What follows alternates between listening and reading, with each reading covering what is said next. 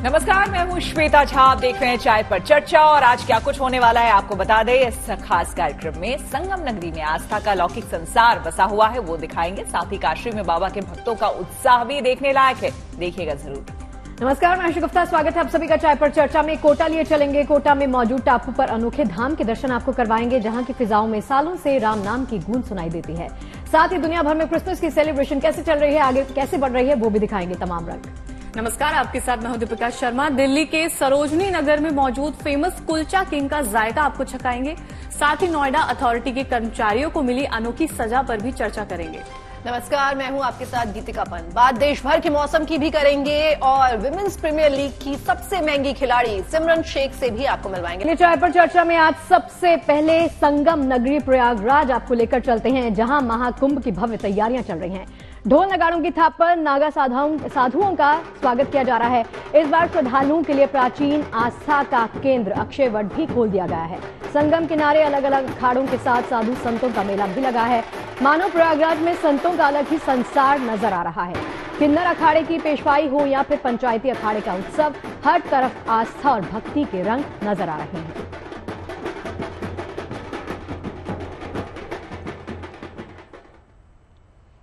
तो तीर्थराज प्रयागराज में अभी से महाकुंभ की रौनक नजर आने लगी है। संगम की पावन धरा पर आस्था और भक्ति की खुशबू ऐसी बिखरी है, जो भी यहां पर पहुंचता है यहीं का होके रह जाता है। जी हाँ, तो चलिए आपको लिए चलते हैं कुंभ नगरी प्रयागराज में, जहां दुनिया के सबसे बड़े मेले का आयोजन होने जा रहा है। देखिए संगम की रेती पर आस्था की बहार।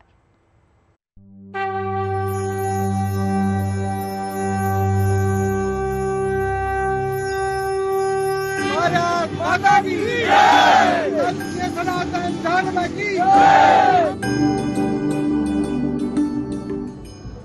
भक्ति, आस्था और विश्वास को समेटती ये तस्वीरें संगम नगरी प्रयागराज की हैं, जहां महाकुंभ को दिव्य और भव्य बनाने की तैयारियां चल रही हैं।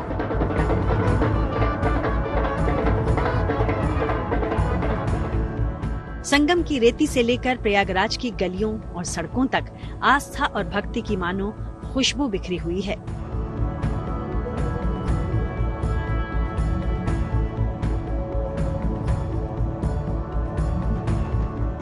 अलग अलग अखाड़ों के साधु संत महाकुंभ में साक्षी बनने के लिए प्रयाग की पावन धरा पर पहुंच रहे हैं। कहीं गाजे बाजे बज रहे हैं, तो कहीं हर हर महादेव के जयकारे लग रहे हैं। कोई रथ पर सवार होकर अपने अखाड़े तक पहुंच रहा है, तो कोई उत्सव मनाते हुए संगम की रेती को अपने माथे पर लगा रहा है।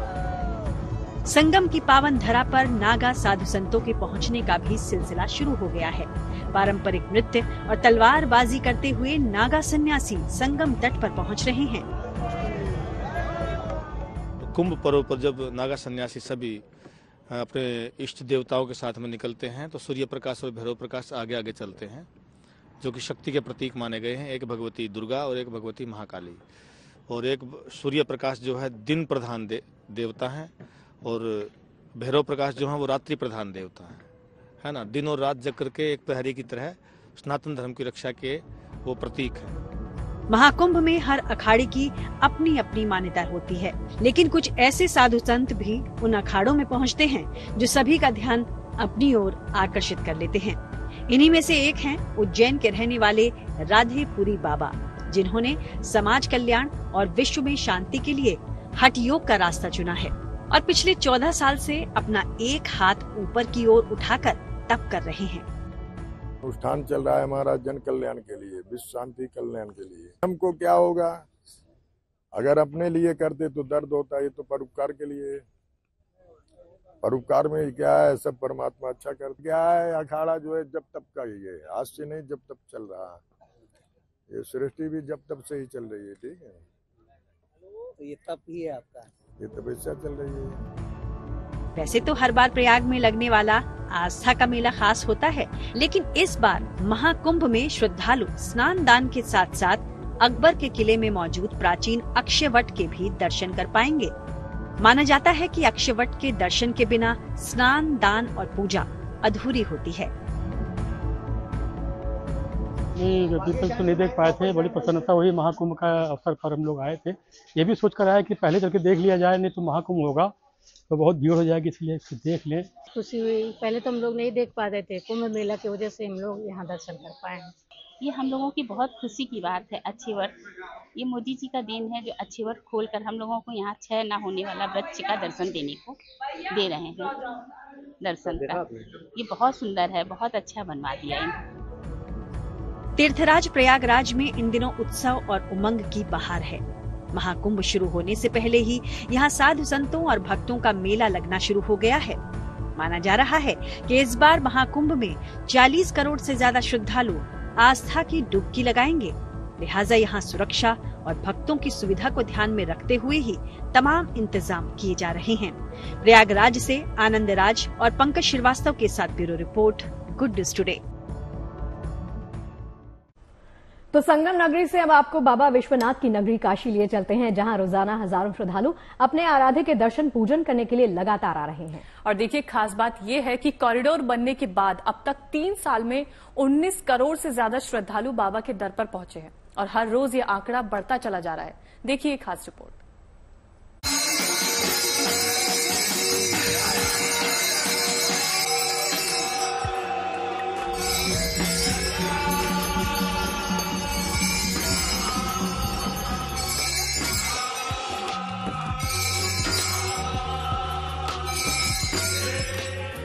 बाबा भोलेनाथ की नगरी काशी, जो आस्था का एक बड़ा केंद्र है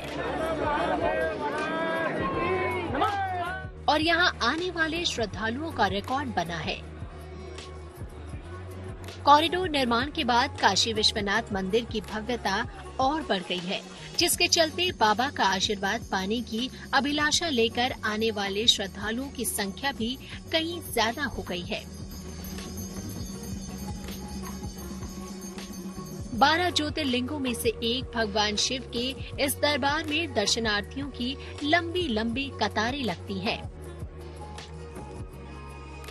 सुविधापूर्ण दर्शन के साथ ही बाबा की पूजा अर्चना और यहाँ होने वाली आरती देखने का सौभाग्य प्राप्त होने पर श्रद्धालुओं की खुशी चेहरे पर साफ झलकती है।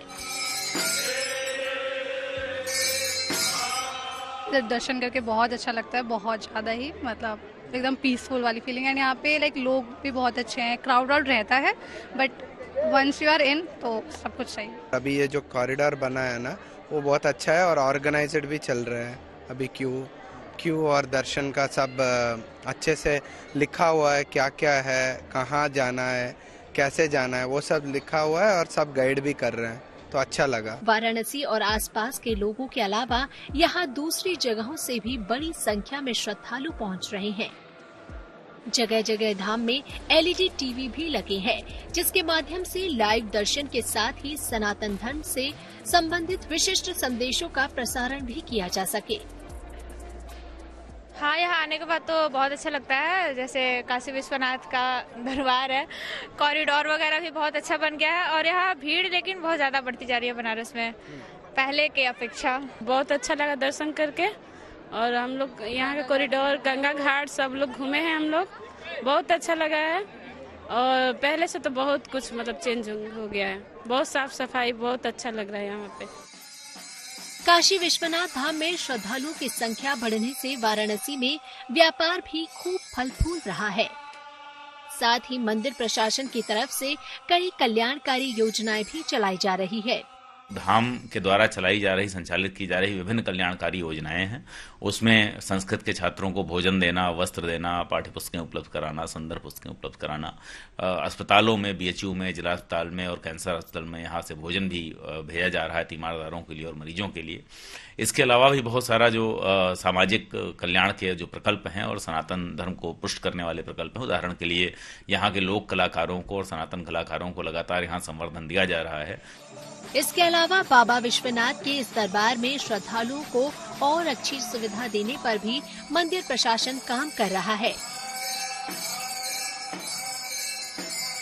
भविष्य में भी हमारी योजनाएं इनको और ज्यादा स्केल अप करने की है। अभी जैसे हर वर्ष गर्मी में हमको यहाँ पर आप जर्मन हैंगर देखते हैं लगाना पड़ता है, तो इसको इस बार टेंसाइल स्ट्रक्चर लगाकर पूरे धाम को कवर कर दिया जाएगा, जिससे बार बार की कवायद से बचा जा सकेगा और यहाँ आने वाले श्रद्धालुओं को और बेहतर सुविधा दे पाएंगे। काशी पाप नाशी नगरी भी कहलाती है और बाबा विश्वनाथ की महिमा तो निराली है ही। मान्यता है कि यहाँ जिसकी मृत्यु होती है वो मोक्ष को प्राप्त होता है। इन सब के चलते लोगों की आस्था बहुत ही गहरी है। वाराणसी से रोशन जायसवाल के साथ bureau report, good news today. और अब आपको एक ऐसे धाम के दर्शन कराने जा रहे हैं जो कि टापू पर मौजूद है। राजस्थान के कोटा में मौजूद ये धाम पर्यटन के लिहाज से भी बेहद खास है। तो यहाँ के हनुमान मंदिर में पिछले 29 साल से रामायण का निरंतर पाठ चल रहा है और यहाँ लोगों को पाठ करने के लिए लंबा इंतजार करना पड़ता है।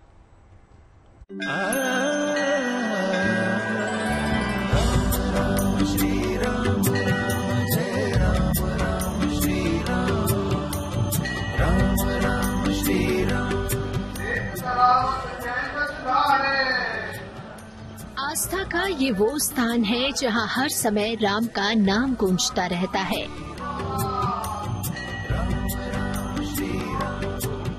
कमल सरोवर के बीच बने इस मंदिर में पिछले 29 वर्षों से इसी तरह रामचरितमानस की गूंज हवाओं में तैरती रहती है।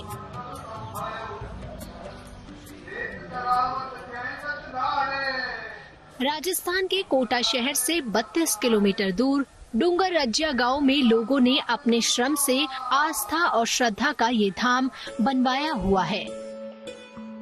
टापू पर बने इस हनुमान मंदिर में 20 जनवरी 1996 से अखंड रामायण पाठ शुरू हुआ, जो अनवरत चल रहा है।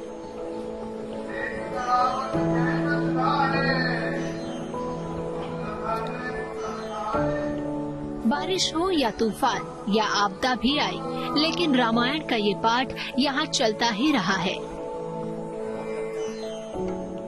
एक आस्था का बड़ा केंद्र बन गया है। कमल के फूलों से चारों ओर से घिरा ये सरोवर और बीच में टापू पर ये एक हनुमान वाटिका की तरह है। गांव वालों के लिए वो बताते हैं, हम अंदर लेके चलते हैं। देखिए अभी भी यहाँ पर जो रामायण का पाठ है, अखंड पाठ जिसको कहेंगे, वो चल रहा है। जैसे ही ये पढ़ रहे हैं अभी पाठ, और जैसे ये उठेंगे तो यहाँ पर पाठ करने के लिए गांव में से इनके बाद कोई और आ जाएगा। इस जगह पर एक संत आकर कुटिया बनाकर रहने लगे थे। बाबा कमलदास जी महाराज नाम के संत ग्रामीणों की मदद से इस स्थल को विकसित करने में जुट गए। उन्होंने ही यहाँ अखंड रामायण पाठ शुरू किया था।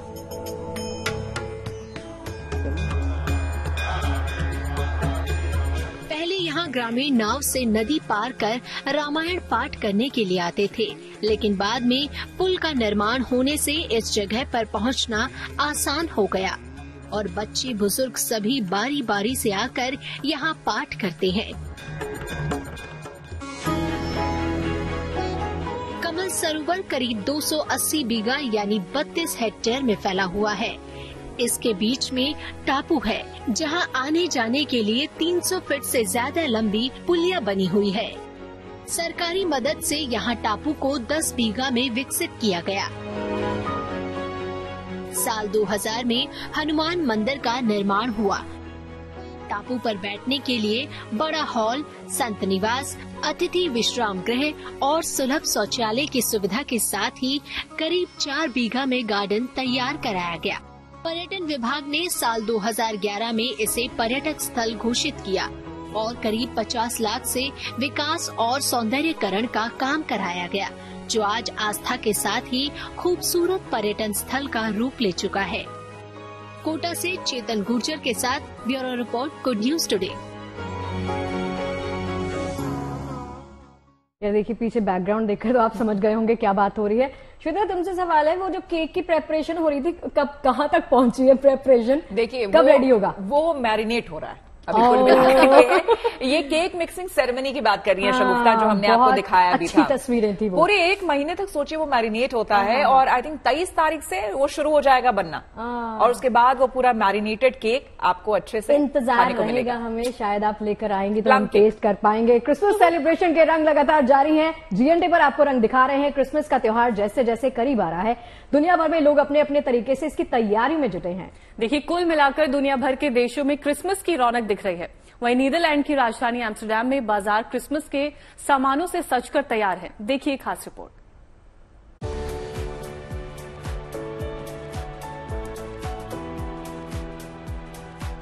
ये भव्य नजारा बोलीविया का है, जहां कॉन्कोर्डिया क्राइस्ट की आदमकद मूर्ति को एक शानदार वीडियो मैपिंग डिस्प्ले के साथ रोशन किया गया।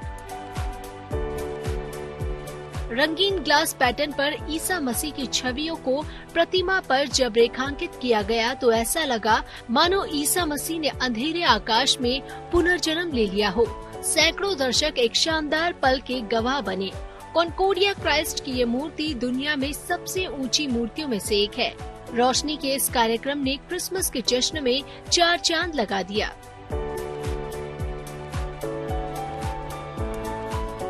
इन दिनों हर जगह क्रिसमस की रौनक छाई हुई है। लंदन की सड़कों पर साइकिल पर सवार सेंटा की ये फौज एक नेक मकसद के लिए एकत्रित हुई है।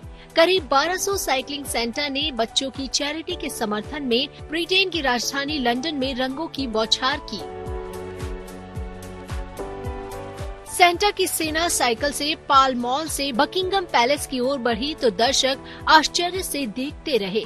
कुछ लोगों ने अपने चेहरे हरे रंग से रंगे थे। इस साइकिल रैली का मकसद पैसे इकट्ठा करना था। ऐसा आयोजन पिछले 10 सालों से होता आ रहा है। तब 200 लोगों से शुरू हुआ ये कारवां आज 1200 तक पहुंच चुका है। दुनिया भर में क्रिसमस का फीवर अपने चरम पर पहुंच चुका है।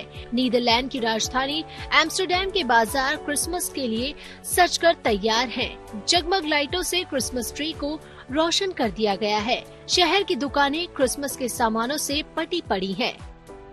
क्रिसमस की शॉपिंग के साथ साथ लोग आइस स्केटिंग का भी जमकर लुत्फ उठा रहे हैं। पूरा शहर दुल्हन की तरह सजा हुआ है। दिसंबर की ठंडी शाम को लोग कॉफी के साथ एंजॉय कर रहे हैं।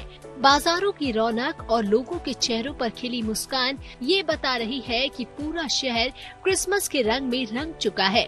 Bureau report, good news today.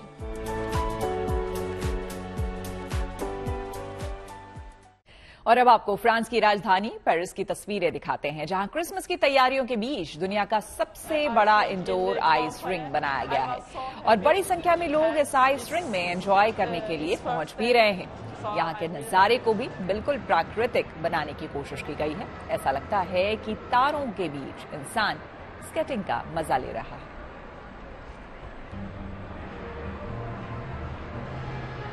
चलिए अब आपको स्वीडन लिए चलते हैं, जहां क्रिसमस से पहले सेंट लूसिया डे मनाया गया है, जिसका मकसद अंधेरे को दूर करना है।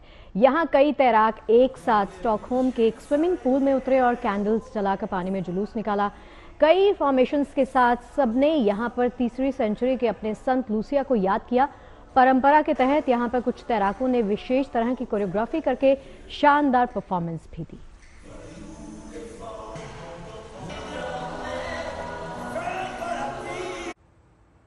और अब आपको मेक्सिको सिटी की तस्वीरें दिखाते हैं, जहां सेंटा रेस का आयोजन किया गया और इस रेस में सेंटा का ड्रेस पहने हजारों लोगों ने हिस्सा लिया, जिसमें बच्चे, बुजुर्ग और युवा भी शामिल थे। बता दें कि लोगों को एक साथ लाने के उद्देश्य से क्रिसमस की परंपरा को निभाने के लिए 2018 में इस सेंटा रन की शुरुआत की गई थी।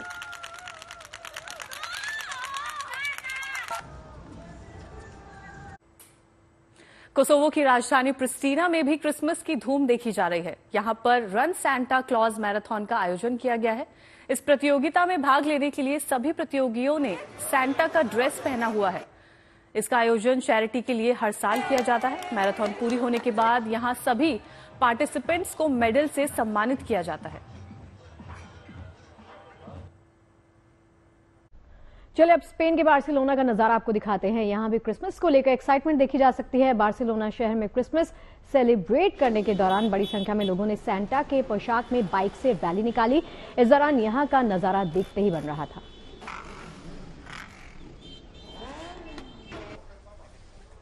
और अब आपको ऑस्ट्रेलिया के सिडनी में क्रिसमस की रौनक दिखाते हैं। यहाँ क्रिसमस से पहले लोगों ने माउंट नान इलाके में अपने घरों को रंग बिरंगी लाइट से रोशन कर दिया। घर को क्रिसमस थीम से सजाने के बाद लोग अपने परिवार और दोस्तों के साथ यहाँ फोटो क्लिक करा रहे हैं, ताकि ये क्रिसमस उनकी यादों में कैद हो जाए। यहाँ उत्सव का ये नजारा क्रिसमस तक ऐसे ही देखने वाला है।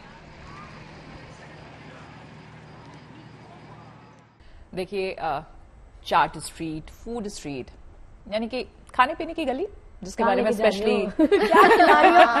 मन क्या है खाने का, मन क्या है खाने का। यहाँ पे खुली हुई है। हमारे यहाँ तो यार टिक्की आई है, टिक्की छोले आए हैं। और टू बी ऑनेस्ट दर्शकों को भी बता दो कि इससे पहले कि हम आके प्रॉपरली बैठते खबरें शुरू करते, गीतिका ने सबसे पहले वो चाट वाली प्लेट बना ली और उसके बाद इतने बढ़िया मसाले लगाए, मुझे लगता है कोई भैया भी शर्मा अरे बनते हुए नहीं देखा, वो अंदर से क्लोजअप जो लगाया उन्होंने धनिया और वो स्प्रिंकल कर, भैया फेल कर दिया। एक स्प्रिंकल वाला शॉट जो लगना चाहिए ना, we all can do.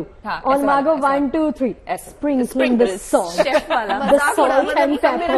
नहीं, बहुत ही शानदार था। अगली बार हम प्रॉमिस भी करते हैं कि टिक्की छोले आए तो पक्का ये चाट आपको प्लेट लगाती हुई नजर आएंगी यहाँ पे, वो भी हम दिखाएंगे। लेकिन आज जहां हम बात कर रहे हैं वो कुलचे छोले की बात कर रहे हैं, लेकिन कहां पर? राजधानी में आपको लिए चल रहे हैं। बाकी की खबर शगुफ्ता आपको एड्रेस सहित बताएंगे। एड्रेस सहित मैं बता देती हूँ। देखिए इन्होंने बात की है दिल्ली की, लेकिन स्वाद मिलेगा अमृतसर वाला। दुकान का नाम है कुलचा किंग, जो अमृतसरी कुलचे वाले और पेंटर कुलचे वाले के नाम से काफी पॉपुलर है। पेंटर कुलचे वाला नाम इसीलिए क्योंकि हरजीत सिंह फाइन आर्ट से जुड़े हैं, लेकिन साथ ही सरोजनी नगर में उनका ये फूड बिजनेस खास तौर से अमृतसरी छोले कुलचे के लिए काफी फेमस है। देखिए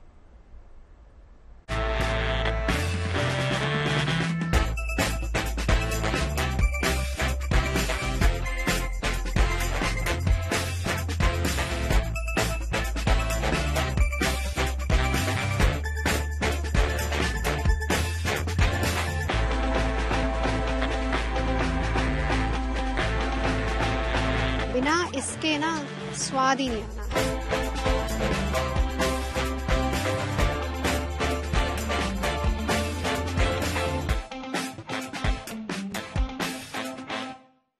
देखिए दिल्ली देश की राजधानी है और दिल्ली में आपको पूरे देश के खाने मिल जाएंगे, मतलब पूर्व से पश्चिम, उत्तर से दक्षिण, और हर तरह का स्वाद आपको मिलेगा।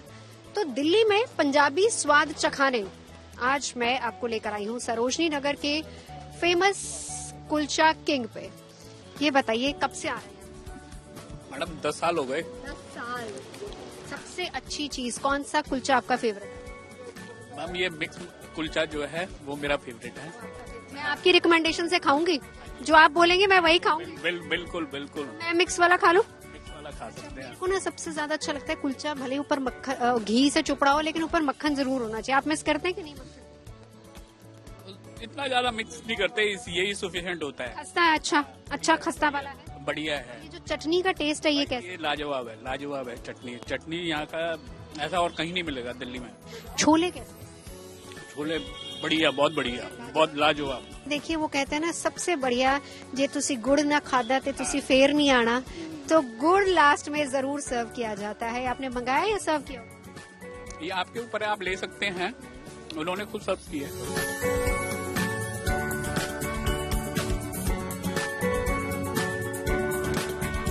इस कुलचे का क्या आपको सबसे अच्छा लगता है? एक तो इसकी चटनी बहुत अमेजिंग होती है और इसके कुलचे और छोले का कॉम्बिनेशन जो है वो बहुत ही अमेजिंग है। तो चलिए, कुलचा ठंडा नहीं होना चाहिए, स्वाद में कोई कॉम्प्रोमाइज नहीं होना चाहिए, इसलिए हम बिल्कुल कॉम्प्रोमाइज नहीं करते। मैं तो ऊपर मक्खन रख के भी खा सकती हूँ। Please carry on. Thank you. तो आइए अब मेरी बारी आती है। मेरी थाली तैयार है कुलचे वाली। Let's see. Mix veg kulcha खाना बस आज आपके लिए। कुलचे की दो खास बात। पहली बात तो ये है कि चटनी बड़ी ऑथेंटिक होनी चाहिए, जो दिख रही है मुझे, खा के बताऊंगी। दूसरी बात ये कि जो कुक है ना वो बिल्कुल वैसे ही है, वहीं से आए हैं कुक, जो कि स्पेशली वैसा ही टेस्ट देते हैं। तो ये जो आप कुलचा बना रहे हैं इसमें क्या क्या डाला है? इसमें आलू, गोभी, धनिया, प्याज, लहसुन, अदरक। सबसे ज्यादा डिमांड कौन से कुलचे की आती है? मिक्स की आती है। मिक्स की आती है, मैंने कहा था ना मिक्स की। मेरे लिए मिक्स ही बनाइएगा। मिक्स आलू भी है, पनीर भी है, मिक्स भी है। तो यहाँ पे कुलचा बन रहा है और सबसे बढ़िया टेस्ट जो आता है भाई वो है इस मक्खन का। बिना इसके ना स्वाद ही नहीं आता।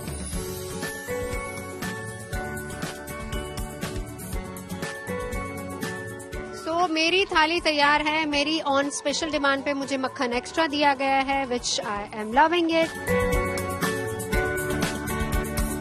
अर्जुन जी हमारे साथ हैं, बहुत ही स्वाद। मेहरबानी, थैंक यू। मेहरबानी जी। एक खासियत होती है, आप अमृतसर जाओगे ना, वहाँ जो आप कुलचा लोगे तो वो कहते हैं मेहरबानी जी। अजीत जी आर्टिस्ट हैं, बहुत अच्छे स्केचेस, पेंटिंग अच्छी करते हैं, लेकिन वहाँ से आर्टिस्ट के दिमाग में कुलचे को आर्ट करना ये कहाँ से? ये शुरू से हमारा अमृतसर में है हमारा। मैंने आपको बताया था कि नए नाम से शुरू किया है फादर ने, तो आर्टिस्ट तो ठीक हूँ पर साथ में ये भी देखना पड़ता है। चटनी जो है ना, चटनी बिल्कुल वैसी जैसे हमने अमृतसर में खाया हुआ है। हाँ, ये मिक्स होता है जैसे हरा प्याज और इमली के जो भी मूली के पत्ते, हाँ कुछ भी, हाँ मतलब थिक लेनी चाहिए और चॉपिंग अच्छी होनी चाहिए।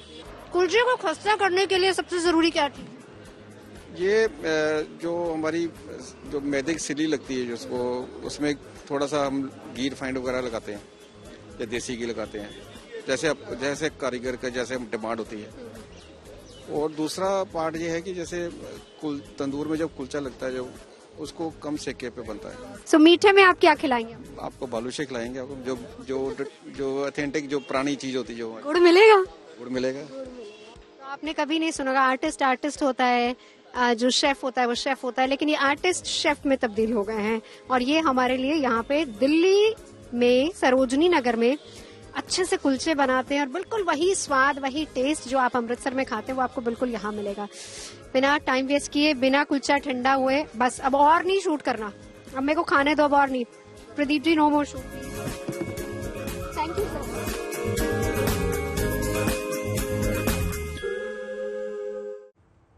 अब भाई बात स्वाद की हो रही है, तो अब स्वीडन की राजधानी स्टॉकहोम की एक तस्वीर आपको दिखाते हैं, जहां एक म्यूजियम में केक प्रतियोगिता का आयोजन किया गया।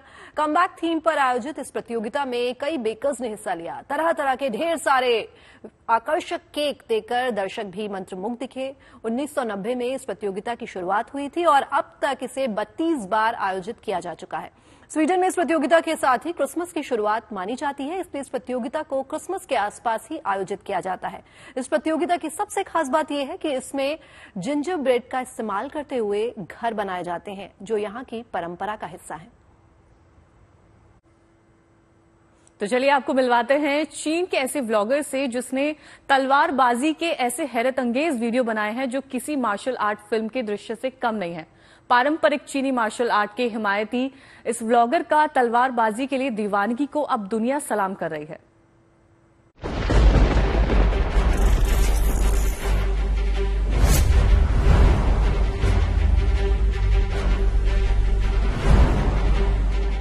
तलवारबाज के इशारे पर नाचती तलवार, रोंगटे खड़े कर देने वाली ये तस्वीरें किसी मार्शल आर्ट फिल्म की शूटिंग नहीं बल्कि हकीकत है।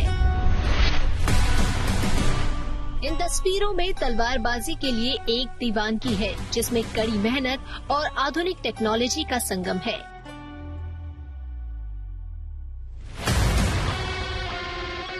फैन शीशन एक ब्लॉगर है जिन्हें चीन मार्शल आर्ट से बेहद लगाव है।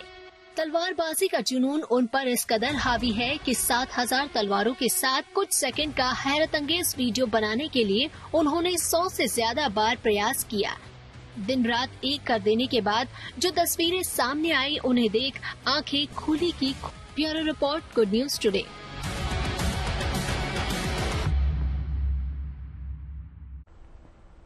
एक बुजुर्ग दंपति को नोएडा प्राधिकरण का चक्कर लगवाना अथॉरिटी के कर्मचारियों पर भारी पड़ गया। अथॉरिटी के सीईओ को जब इस बात का पता चला तो सीईओ ने कर्मचारियों को अनोखी सजा दी। सीईओ ने सभी कर्मचारियों को आधे घंटे तक खड़े होकर काम करने की सजा सुनाई। दरअसल बुजुर्ग दंपति अपनी संपत्ति से जुड़े कुछ काम के लिए बार बार अथॉरिटी आ रहे थे। जब उनकी परेशानी सीईओ को पता चली तो सीईओ अथॉरिटी के कर्मचारियों की हरकत से नाराज हो गए। उन्होंने कर्मचारियों को अनोखी सजा सुना दी। अब सीईओ का ये कदम सोशल मीडिया पर सुर्खियां बटोर रहा है। चीन का एक पुलिस रोबोट इन दिनों सोशल मीडिया पर खूब चर्चा में है। ये रोबोट अपराध पर लगाम लगाने का सबसे कारगर हथियार साबित हो रहा है। जी हां, आर्टिफिशियल इंटेलिजेंस से लैस ये रोबोट अपराधी को पहचानकर उसका पीछा कर सकता है। किसी भी आरोपी को पकड़ने के लिए उस पर जाल फेंक सकता है। चीन की पुलिस अब इस रोबो कॉप के साथ ही गश्त पर निकलती है।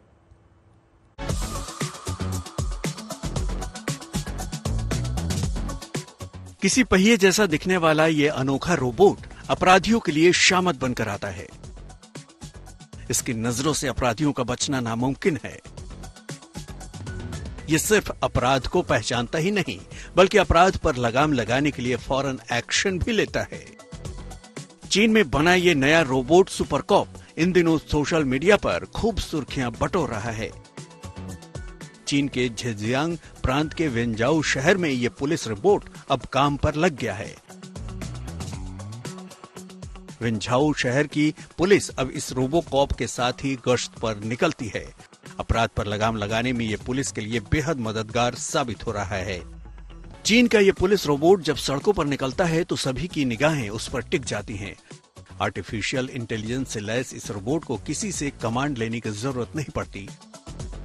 अगर कहीं भी कोई अपराध हो रहा हो तो ये रोबोट खुद ही अपराधी को दबोचने की कोशिश में जुट जाता है। ये 35 किलोमीटर प्रति घंटा की रफ्तार से अपराधी का पीछा कर सकता है। अपराधी के करीब पहुंचकर ये उसे पकड़ने के लिए उस पर जाल फेंकता है। ये इतना मजबूत है कि किसी भी हमले को झेल सकता है।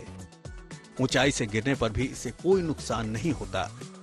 जरूरत पड़ने पर इस रोबोट को आंसू गैस स्प्रेयर और साउंड वेव डिवाइस से भी लैस किया जा सकता है।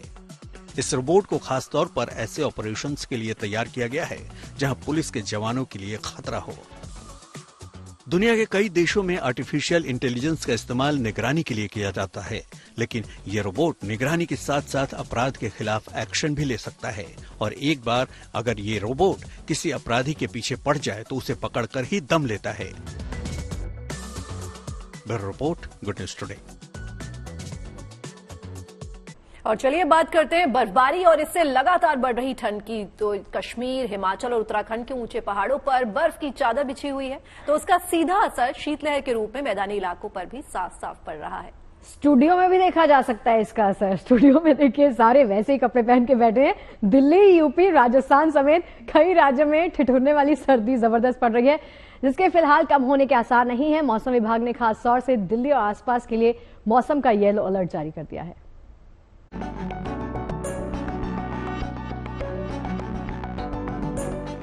पूरे उत्तर भारत में ठंड धीरे धीरे बढ़ रही है। पहाड़ों पर हो रही लगातार बर्फबारी का असर ही है कि मैदानी इलाकों में लोगों को ये शीतलहर हौले हौले हाड़ कपा देने वाली ठंड महसूस करा रही है। दिसंबर के महीने में क्या कश्मीर, क्या हिमाचल प्रदेश और क्या उत्तराखंड।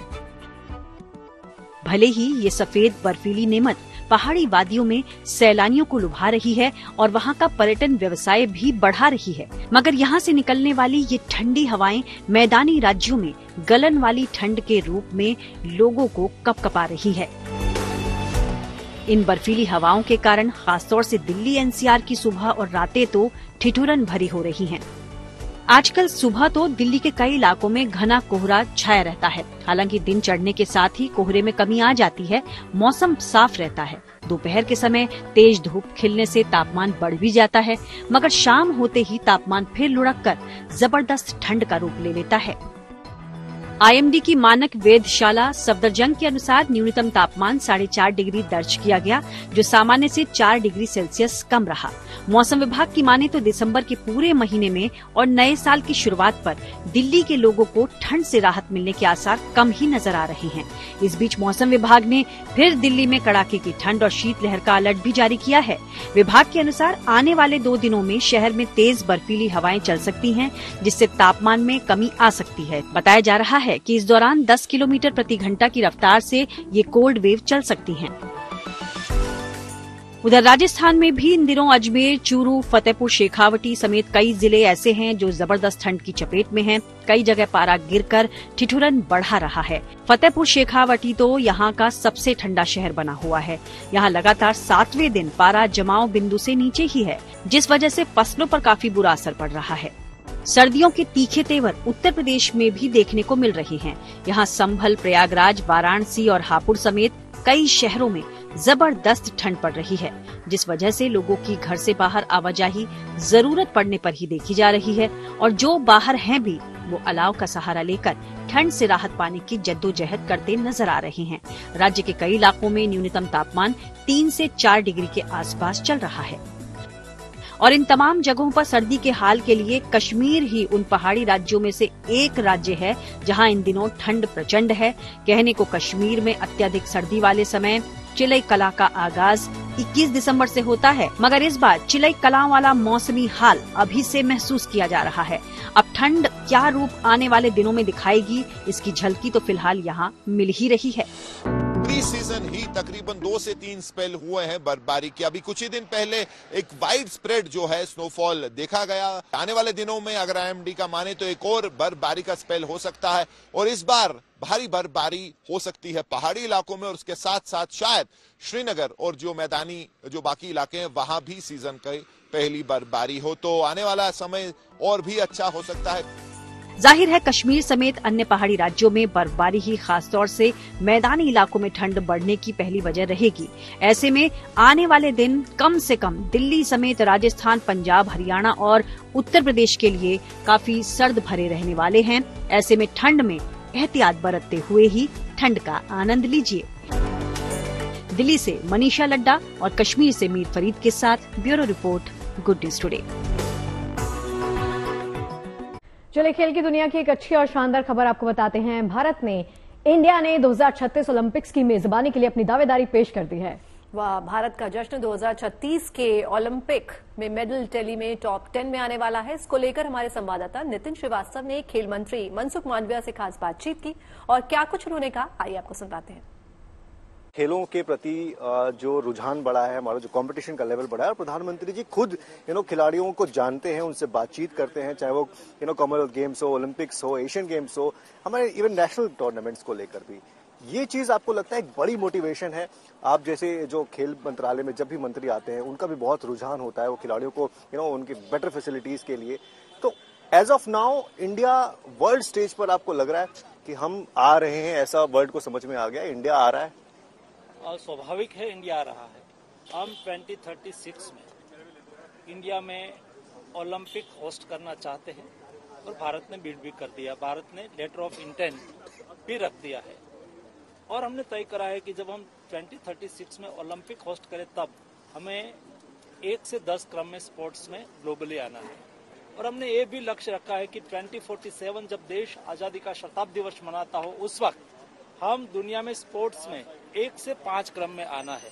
उसके लिए हमने बहुत रोबस्ट पाथवे भी तैयार करा है, उसके लिए कार्य योजना भी बनाई है और उसमें से ही खेलो इंडिया निकला है। और अभी हमने टैलेंट आइडेंटिफिकेशन के लिए, स्पोर्ट डेवलपमेंट के लिए एक अच्छा कार्य योजना बनाई है। सबसे पहले टैलेंट आइडेंटिफिकेशन, खेलो इंडिया स्कूल गेम्स, जिसमें स्कूल में 9 साल से 14 साल के बच्चे को आइडेंटिफाई करके 2036 के ओलंपिक्स मेडल के लिए तैयार करना।